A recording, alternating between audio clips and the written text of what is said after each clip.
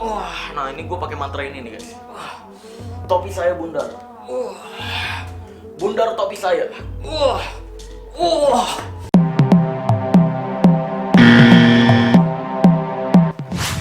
Video kali ini gue akan kembali membongkar rahasia di balik ilmu yang katanya hitam dan ilmu yang katanya putih. Karena ini adalah ilmu merah. Bus. Pada ilmu merah kali ini, gue akan membahas tentang darah-darahan yang biasa dipakai sama dunia perdukunan. Dan parahnya, di luar sana, banyak dukun-dukun berkedok ustadz, berkedok kiai, berkedok gus, berkedok pendeta, berkedok pastor, dan lain sebagainya yang memakai alat ini untuk membuat korbannya bersimpati dan percaya terhadap dukun ini nih. Karena kalau korbannya udah bersimpati, udah kasihan sama si dukun ini, si korban ini lebih mudah untuk ditipu dan dibuat percaya terhadap omongannya. Nah, maka dari itu di video ini gue akan bongkar rahasianya agar nggak ada lagi masyarakat Indonesia yang ditipu ataupun dicabuli oleh dukun-dukun ini. Jadi, untuk menciptakan efek darah di toko perdukunan, itu ada 3 macam alatnya. Nah, di sini gue udah punya semua nih. Yang pertama, ini ada kapsul blood. Ini biasa dijual dalam bentuk kapsul, seperti di foto ini nih. Nah, ini biasa dijual per 3 kapsul. Tapi di sini gue punyanya atau gue belinya yang dalam bentuk botolan, agar ini bisa dipakai berkali-kali. Karena kalau beli dalam bentuk kapsul seperti ini bisa dipakai cuma 3 kali doang. Sedangkan kalau yang dalam bentuk botol, ini bisa diisi ke ratusan kapsul, sehingga bisa dipakai berkali-kali, nggak gampang habis. Nah, kalau untuk fungsinya, ini biasa dipakai sama dukun-dukun untuk menciptakan efek muntah darah. Kayak misalkan, dukunnya narik benda pusaka nih, ya kan? Wah, nanti kayak ada perlawanan energi dari benda pusakanya, nanti dia kayak kelempar gitu, batuk-batuk, nanti batuknya keluar darah, ya kan? Nah, kalau udah keluar darah gitu kan, korban jadi, wah gila ya, dia sungguh-sungguh banget ya, untuk nyelamatin rumah gua dari pusaka-pusaka jahat. Wah, dia sampai muntah darah loh. Wih. Nah, kalau korban udah berpikir seperti itu, apapun yang diomongin sama si dukun, mau dicabulin atau ditipu, ini lebih mudah nih. Maka dari itu, hati-hati guys. Alatnya itu untuk menciptakan efek darah adalah ini nih, kapsul blood. Nah, lanjut lagi ke alat berikutnya nih. Di sini ada sebuah minyak yang biasa disebut sama dunia perdukunan minyak penarik penyakit atau minyak penyedot penyakit. Ini biasa dipakai sama dukun-dukun pijet nih. Dukun-dukun pijet yang palsu ya. Karena kan banyak yang nanya ke gue nih, Bang, kalau dukun beranak sama dukun pijat itu asli, bukan palsu. Kalau gue pribadi guys, menyebut dukun pijat sama dukun beranak, ini bukan dukun sebenarnya. Mereka praktisi pengobatan tradisional, bukan dukun. Karena keahlian mereka ini dipelajari, dan ada penjelasan ilmiahnya. Bukan kesaktian yang katanya goib-goiban, bukan. Jadi, dukun beranak dan dukun pijat yang asli, itu lebih tepat disebut sebagai praktisi pengobatan tradisional. Karena di sini gue juga mempelajari pengobatan tradisional seperti Reiki, Quantum Touch, EFT, dan lain sebagainya. Nah, kebetulan di sini gue juga udah punya sertifikasi Reiki Master atau Reiki tingkat ketiga. Jadi gue paham betul mana pengobatan yang menggunakan metode energi yang beneran dan mana yang palsu di sini. Nah, kalau minyak-minyak beginian, ini biasa dipakai sama dukun-dukun pijet yang palsu, guys, untuk menciptakan efek darah. Jadi seakan-akan penyakit korbannya ini udah keluar hanya dengan usapan-usapan. Nanti akan muncul darah-darah tuh di kulitnya. Padahal itu bukan darah, tapi efek dari minyak ini nih. Nanti kita bahas lebih dalam lagi. Oke? Nah, selanjutnya di sini ada satu lagi alat untuk menciptakan efek darah. Dan parahnya ini biasa dipakai sama dukun-dukun cabul nih. Ya ada juga sih dukun yang nipu pakai ini nih. Ini biasa dipakai sama dukun-dukun untuk mengembalikan keperawanan wanita katanya. Jadi di luar sana banyak nih wanita-wanita yang udah nggak perawan, mungkin karena pergaulan bebas. Sehingga ketika dia mau menikah, dia mulai puyeng nih. Wah, gimana nih nanti kalau suami gue nanyain gimana? Wah, nanti kalau gue ketahuan sama calon suami gue ini kayak gimana, ya kan? Akhirnya banyak yang pergi ke dukun untuk mengembalikan keperawanannya. Dan biasanya dukun tersebut menggunakan minyak ini untuk menciptakan efek darahnya. Atau ini juga ada nih, dukun-dukun yang biasa pakai minyak ini untuk misalkan ngobatin santet katanya. Ngobatin guna-guna dan lain sebagainya. Jadi nanti dari badannya tuh bisa keluar darah gitu. Dan itu darahnya katanya karena guna-guna, kiriman, santet, dan lain sebagainya. Padahal darahnya menggunakan minyak ini nih. Nanti kita bahas. Di video ini, yang pertama kali mau gue bahas adalah yang kapsul blood ini, karena banyak banget yang pakai alat ini nih untuk menciptakan efek darah. Sebelum gue mempraktekkan bagaimana dukun menggunakan alat ini untuk adegan sok-sok gaib atau sok-sok saktinya, ya kan? Jadi gue akan perlihatkan dulu kalau ini ditaruh kapsul dan kapsulnya dimasukin ke mulut. Ini nggak ditelan ya guys ya. Jadi ditaruh di mulut, dihancurin di mulut, nanti air liur akan berkumpul banyak dan air liurnya berwarna merah akibat kena bubuk ini nih. Nah, tapi di sini gue nggak bisa contohin nih, nggak bisa contohin ditaruh mulut keluar darah banyak gitu, nggak bisa. Karena YouTube melarang untuk menampilkan darah di setiap video yang diupload di YouTube. Maka dari itu sekarang gue campurinnya sama air aja. Oke? A few moments later. Nah, di sini gue udah ngambil airnya nih. Ini botolnya juga udah gue buka ya. Oke, sekarang langsung aja kita campurin. Nih, pertama taburin dulu. Wah, ini ada yang menggumpal ya. Segini, ini udah kebanyakan banget nih kalau segini nih. Boleh kamera mendekat ya. Kalau segini udah cukup untuk satu kapsul. Bahkan ini kelebihan guys kalau segini. Ya. Nah, sekarang lanjut aja kita kasih air. Ini kalau di dalam mulut ketemu air liur kayak gini. Ini rasanya udah kayak agak-agak asam gitu guys.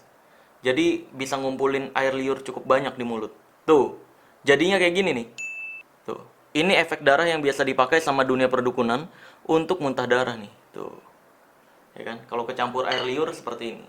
Ini akan terus ngumpul air liur di mulut kita nih sampai keluar-keluar. Jadi dia sambil batuk-batuk, nanti makin muncrat-muncrat tuh darahnya tuh. Jadi seakan-akan ini efek dari energi yang mendorong dia atau melawan dia terus muntah darah. Nah, adegannya seperti apa? Adegan yang bisa dipakai sama dunia perdukunan. Oke. Sekarang kita praktekin langsung. Check this out. Wush. Nah, sekarang gue akan mempraktekkan bagaimana dukun menggunakan kapsul blood ini untuk penarikan benda pusaka di rumah korbannya. Jadi misalkan nih, ada korban dukun, ada orang-orang yang masih percaya dukun, ya, nelfon dukun nih. Pak, saya di rumah saya nih kayak terasa aura panas banget ya. Terus juga di rumah saya nih kemarin saya ngelihat penampakan-penampakan. Kayak ada suara-suara juga. Itu karena apa ya Pak ya? Nah, dukun bakal bilang pasti, wah itu pasti bentar saya cek dulu. Itu karena ada orang yang mengirimkan guna-guna, ada orang yang menyantet rumah tersebut. Jadi coba saya cek dulu ya ke rumah ya. Wih. Dia langsung ke rumah korbannya membawa kapsul blood ini nih, ya kan? Udah dalam bentuk kapsul. Biasanya ditaruh di kantong baju nih. Ini gue nggak contohin ya, karena YouTube melarang untuk keluar darah dari mulut. Nah, lalu ketika si dukun sampai di rumah korban, yang dilakukan oleh si dukun ini adalah meletakkan atau menaruh benda-benda yang dipercaya adalah benda pusaka sama banyak orang. Seperti di sini gue contohnya menggunakan jenglot ya. Karena di channel YouTube gue kan udah pernah bahas total secara detail jenglot itu sebenarnya apa ya. Walaupun itu video lama, tapi itu udah detail banget tuh gue jelasin jenglot yang asli itu terbuat dari apa. Terus jenglot itu aslinya nggak ada yang hidup, bla bla bla bla bla bla. Udah gue jelasin semua di video gue yang zaman dulu yang membahas tentang jenglot. Jadi di sini gue akan memakai jenglot. Nah di sini ada dua nih gue pakainya nih. Ada yang model diri ya kan. Ada lagi yang model duduk. Ini yang baru nih yang gue baru beli. Tadinya gue mau beli jenglot yang bisa keluar angin di hidungnya tuh, yang pakai remote ya kan, biar dikira hidup. Cuma stoknya lagi kosong. Akhirnya ya gue belinya yang model duduk aja lah. Nah lalu benda-benda yang diyakini pusaka ini biasanya ditaruh di rumah si korban tanpa sepengetahuan korban. Bagaimana cara naruhnya?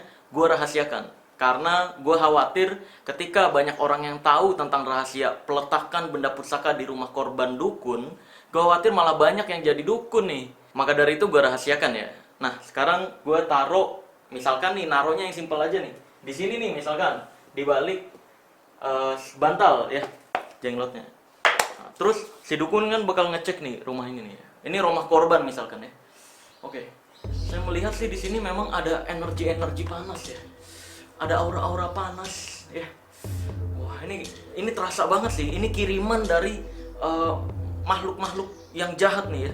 Energi-energi jahat dikirim ke sini nih untuk membuat kegaduhan di rumah ini, untuk membuat rumah ini jadi nggak nyaman ya.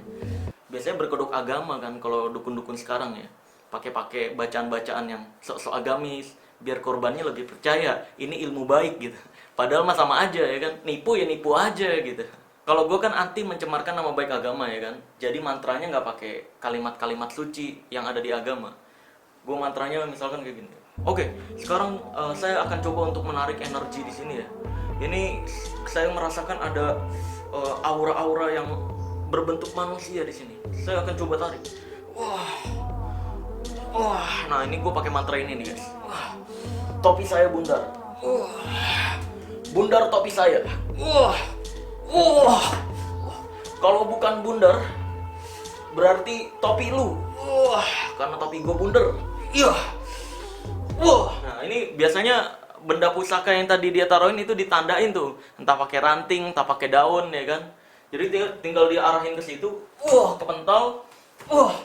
Pas dia mau nyampe ke sininya, kepental lagi ya kan, terus jatuh.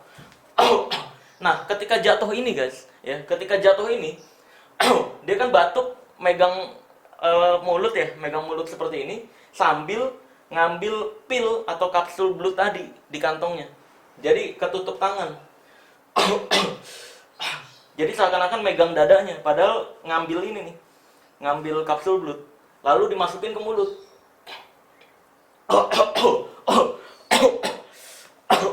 Nah, ketika kapsul blood itu pecah di dalam mulut, ya, itu nantilah jadi efek darah. Wah, kayaknya energinya, wah saya sampai muntah darah nih. Ini kayaknya energinya melawan saya banget nih ya. Nanti keluar darah tuh banyak tuh ya kan. Nanti dia langsung acting lagi. Baca-baca mantra ya kan. Topi saya bundar, bundar topi saya. Kalau tidak bundar, gali-gali tanah ya kan tempat dia nyimpan biasanya. Kalau tidak bundar, bukan topi saya. Saya berhasil nangkap 2 benda ini nih. Ternyata ada yang naruhin jenglot di sini nih. Pantesan rumah ini jadi banyak kegaduhan, jadi banyak aura-aura panas karena ada jenglotnya nih. Dan di sini jenglotnya beneran hidup nih. Saya merasakan masih ada energi besar.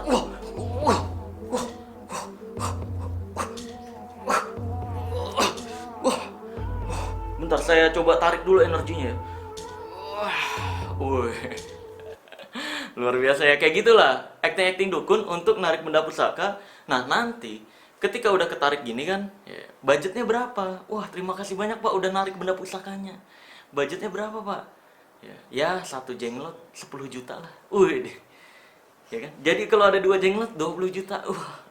Jadi kerja apa lagi kan? Modal acting doang, modal baca-baca mantra yang nggak jelas juga ya kan. Yang parahnya sih banyak yang berkedok agama ya, mencemarkan nama baik agama di luar sana. Ya kan?